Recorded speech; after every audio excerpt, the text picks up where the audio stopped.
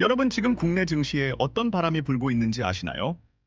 2025년 9월 21일 오늘 기준으로 국내외 경제 흐름을 살펴보면 앞으로의 주식시장 방향성을 가늠할 수 있는 중요한 단서들이 보입니다. 먼저 미국 소식부터 살펴보겠습니다. 최근 발표된 8월 소비자물가 지수가 예상보다 낮게 나오면서 물가 오름세가 둔화되는 모습이 확인됐습니다. 그리고 결정적으로 연방공개시장위원회에서 기준금리를 25bp 인하해 4% 초반대로 낮췄습니다.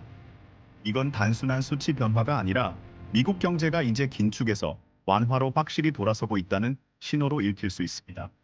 특히 점도표, 즉 향후 금리 전망을 보여주는 지표에서도 연내 추가 인하 가능성이 제시됐죠. 하지만 여기에는 한 가지 주의할 점이 있습니다. 바로 고용시장이 둔화되고 있다는 점입니다. 노동시장 약화는 곧 경기 둔화 우려로 이어지기 때문에 단순히 금리 인하 증시 호재라고만 볼 수는 없습니다. 한국 상황으로 넘어가 볼까요? 정부는 지금 경제 성장 둔화를 돌파하기 위해 AI와 혁신 산업을 최우선 정책 과제로 내세우고 있습니다. 이미 하반기부터 30개 이상의 프로젝트가 가동되고 민간과 공공이 힘을 합쳐 100조 원 규모의 투자 펀드까지 준비 중입니다.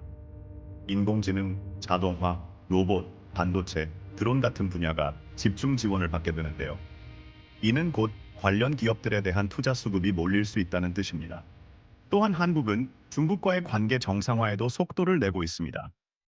경제협력 확대 움직임은 무역 의존도가 높은 우리 기업들에게 긍정적인 요인이 될 수 있죠.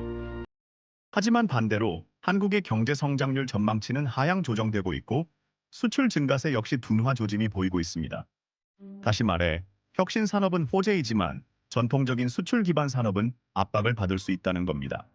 이제 정리해 봅시다. 앞으로 증시에 영향을 줄 수 있는 주요 변수는 크게 네 가지입니다. 첫째, 미국의 금리 인하 속도와 폭입니다.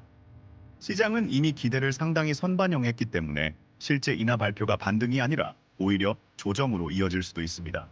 둘째, 글로벌 경기 둔화 우려입니다. 한국은 수출 의존도가 높은 나라라 세계 수요가 줄면 기업 실적에 직접적으로 타격을 받게 됩니다. 셋째, 국제 정세와 무역 리스크입니다. 미국과 중국, 한미 관계, 국제 관세 문제 같은 요소들이 언제든지 증시 변동성을 키울 수 있습니다.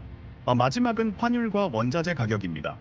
원화가 강세를 보이면 수출 기업엔 부담이 되고 약세라면 수입 원자재 비용이 늘어나는 식으로 기업 실적에 복합적인 영향을 줍니다.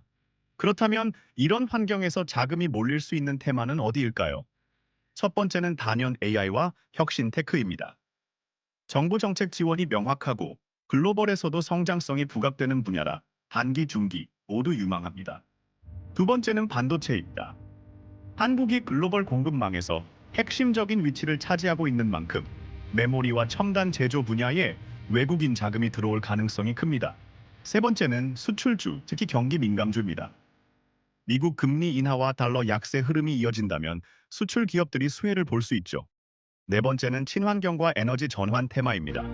기후변화 대응은 전 세계적 흐름이라 장기적인 성장성이 뚜렷합니다. 마지막으로 자동차, 전기차, 배터리 산업도 눈여겨봐야 합니다. 글로벌 탈탄소와 기술 변화의 흐름 속에서 꾸준히 수급이 유입될 수 있는 분야입니다.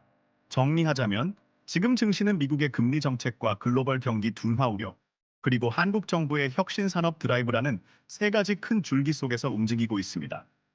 단기적으로는 정책 테마와 성장 산업 쪽으로 수급이 몰릴 가능성이 크지만 글로벌 경기 둔화와 수출 둔화 리스크는 반드시 염두에 두셔야 합니다.